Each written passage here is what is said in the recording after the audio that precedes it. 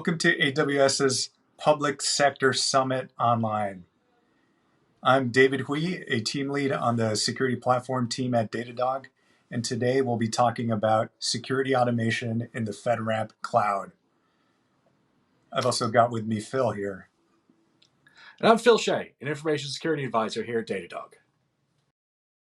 In today's talk, we'll talk about what Datadog's journey for FedRAMP has looked like up to now.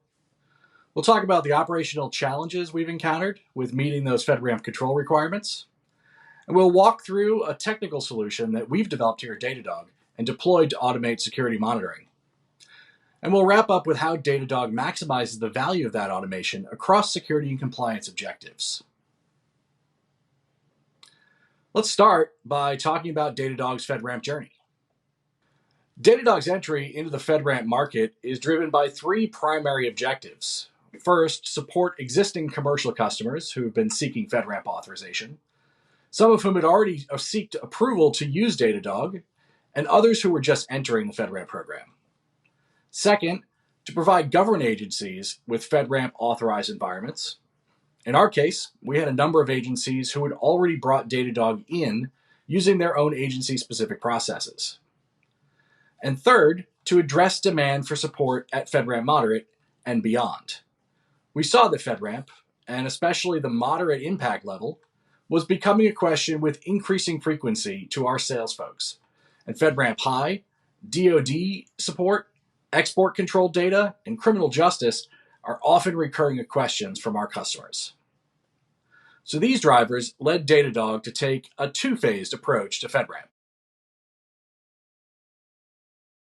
Our phase one approach to addressing FedRAMP was to take our existing commercial US environment, where, as I mentioned earlier, we already had some federal agencies as customers. FedRAMP tailored low-impact software as a service made sense as our sponsor, the General Services Administration, had already granted their internal authorization for Datadog's use. This is, of course, the lowest bar for entry into the FedRAMP program, and we were able to predominantly leverage the existing controls we had in place, with some tweaks and enhancements. But overall, we never lost focus that being able to support moderate workloads was where Datadog ultimately wanted to be positioned. And that leads directly into phase two, Datadog for Government, an entirely separate instance of Datadog. We built Datadog for Government in AWS GovCloud, largely as future-proofing. I mentioned earlier that FedRAMP High, DoD, export control, and criminal justice have been regular requests.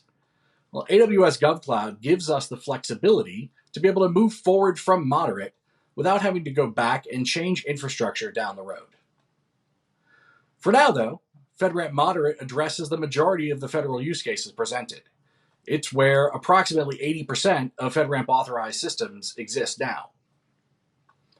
So to get there, we took a hard look at the controls we were operating already and put in the time and effort to purposefully build Datadog for Government to the moderate requirements. Now, of course, it's a big lift to go from a tailored low-impact SaaS authorization to a FedRAMP Moderate standard, especially when trying to maintain Datadog's fast-moving operational model in a very quickly growing organization. One of the most pressing concerns for Datadog in tackling moderate was in security operations. It's one thing to design and implement the 325 moderate controls, but the day-to-day down in the weeds can be a drag on staff and resources. There are more than 25 controls in that baseline that require some level of almost near constant monitoring. And many of them are only tangentially connected to each other and draw from a diverse set of data from many varied system components. Things like access control, where monitoring for new accounts, changes to roles or permissions, and monitoring for the very open to interpretation atypical usage. Audit and accountability controls, taking all of the data from those components together and trying to make some sense of it for your organization. Configuration management, looking at what's changing, sometimes on a minute-by-minute basis. and system and information integrity controls with the catch-all system monitoring, malicious code, file integrity. Many overlapping pieces here, and more than one set of internal and external stakeholders to be able to provide data and response to. Couple all of that complexity with the number of sources that we're potentially drawing from for this data. AWS CloudTrail and other AWS service data, host, container level logs, SSH, applications, databases, internal services. Many of us in the SaaS world are using third parties as identity providers and to act as other third-party services. But that data also needs to be tied in to what's happening inside the boundary too. There's definite cross connections there. And we need that high-scale tooling because all of this adds up to a fair amount of pressure on an organization. And of course, let's keep in mind that engineers want to have the freedom to build great products at the same time that we're asking them to keep all of this present in mind. So we need to find the place where we're getting the maximum possible value and supporting the most efficient operations. We need alerts that are timely and immediately actionable. They need to be significant or they'll end up just being noise. We need flexibility. The first answer is not going to be an exact right fit. And we know that we'll need to iterate and be able to grow over time as the system evolves. We need all those data sources to be consolidated in one place and tied together for correlation in one set of tooling. And we need the solution to be scalable, as we know growth is fairly constant. New use cases, new products, and more customers. So David, why don't you walk us through what we've done at Datadog? So I'm now going to talk to you about our internal security automation system, Trident. Trident's a system we built in-house at Datadog for performing security monitoring on AWS. Trident enables developers to write security detections with the Go programming language. If you're not familiar with a detection is a snippet of code that identifies suspicious or malicious behavior in real time. These detections run on Trident on a cron-like schedule around the clock. Then you can alert through either email, PagerDuty, or Slack. These are very commonly used tools at Datadog, so it makes sense to also do our alerting through them. Trident's architecture is built in a very web app style. It features gRPC APIs. gRPC is a RPC framework built by Google that's in heavy use at Datadog. We use workers for asynchronous work. This is actually how the detections run. And then we have a scheduler that provides the cron-like functionality. Finally, we have CLIs and other tooling to facilitate development by some of our customer teams. Trident actually uses other off-the-shelf technology. We use the library Go plugin to be able to extend Trident with these custom detections. We use Postgres, and then we use AWS SQS and AWS S3 for queuing and object storage, respectively. Trident actually operates in kind of a unique style. At Datadog, we create many different data lakes that contain all security-related data. Specifically on our team, we actually focus on 3 different data lakes. We have an AWS Redshift, a Postgres, and an S3 data lake with files in the Parquet data format. Each one of these data lakes functions in a slightly different way and provides different features to the developer developing a detection. For Redshift, a detection can be written that functions at a high scale. For Postgres, a developer can use some of the complex types and database features. And then Parquet enables Spark support. So a developer can actually use Spark to perform very complex types of security monitoring. So we cover a variety of different data sources in FedRAMP, some of the ones that Phil touched upon earlier, but also others. Some of the main data sources that we track are Go Audit, which provides Linux audit D logs, This covers things like process events, AWS CloudTrail logs. This is where we get cloud provider audit data, Kubernetes audit logs, SSH logs, and other things as well. This data is ingested and processed using this tool called Mortar, which is a system we developed at Datadog. Mortar is a workflow manager for building EMR Spark data pipelines. We usually use Mortar for anything Spark related at Datadog. So now let's take a look at a detection that can run on the Trident platform. So this detection here uses two different types of data lake data. We have audit D logs, so this could be process events, and then we have IOC data. IOC data is what's called an indicator of compromise. So this can be IPs that are known to be malicious, domain names, things like that. So in this simple detection here, we take each process event and then we check if it contains a mention of any of these IOCs. If an IOC is present in that process event, then we'll alert.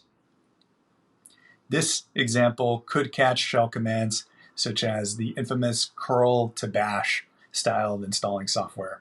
So if the curl command is made to a malicious IP, this detection might catch that scenario. And we'll actually go into this into a demo later on. Here's an example of a Slack notification from the Trident platform. In part A, you can see that this is a process event using the wget utility. In section B, you can see some reasons why this alert might be a false positive. And this is to alert a on-call analyst about certain reasons why this might be a false positive, why they might want to overlook this specific alert. And then C is a section that provides investigation tips so that an analyst can find more information about the server or the command.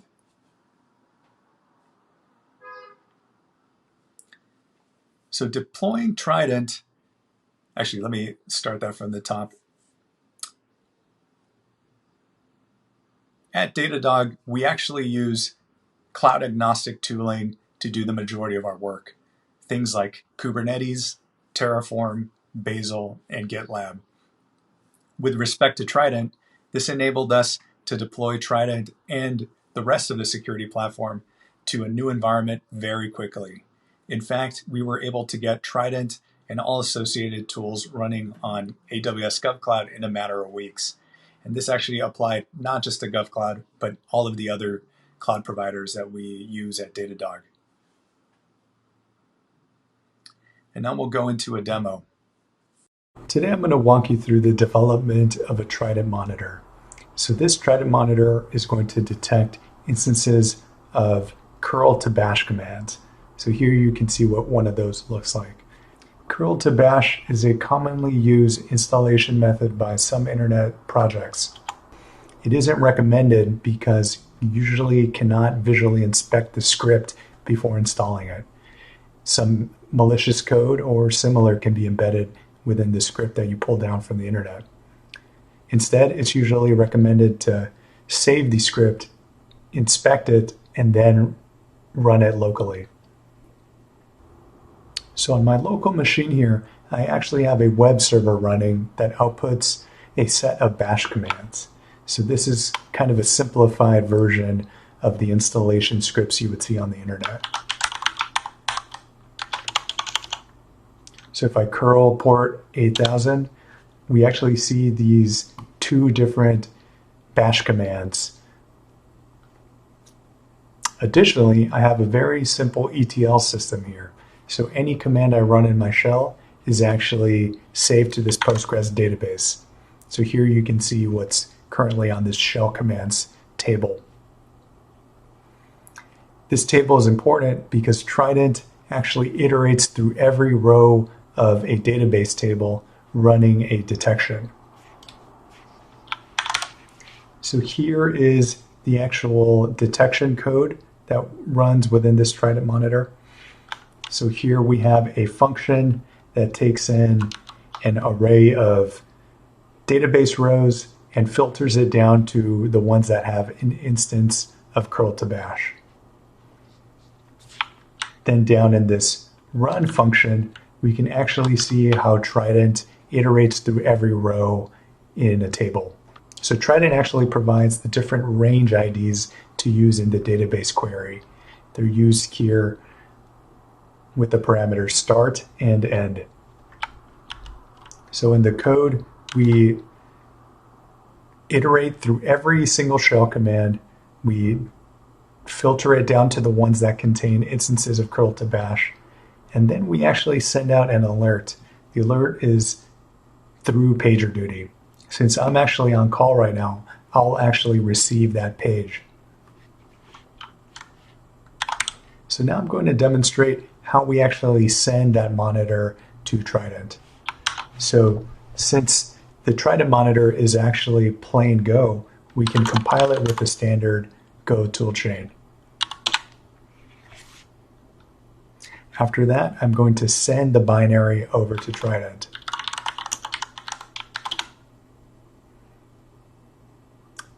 Now I'm going to actually demonstrate the type of schedule that we're going to use with this monitor. So this schedule is in cron syntax, and it says that this monitor will run every 20 seconds. So I'm actually going to send this file over to Trident as well. So now we actually have a Trident monitor running, and it'll detect instances of curl to bash. So remember that web server I mentioned I had running locally? So if we pipe this to bash, that should actually work, and hopefully our Trident monitor will detect that instance. So as you can see here, bash executed those commands and it printed out those two statements. And here in Postgres, you can see that this command that we ran was recorded. So now we just await the PagerDuty notification. So that was my cell phone. So now if we check PagerDuty, hopefully we can actually see an incident around this. And there we go. Here we can see that one curl to bash command was detected. And we can actually see the command there. Curl localhost port 8000 to bash. And there you go. That demonstrates a little bit of what we can do with Trident. Thanks, David, for that great view of the solution. So we've talked about the challenges we've run up against. We've seen how we've addressed those challenges.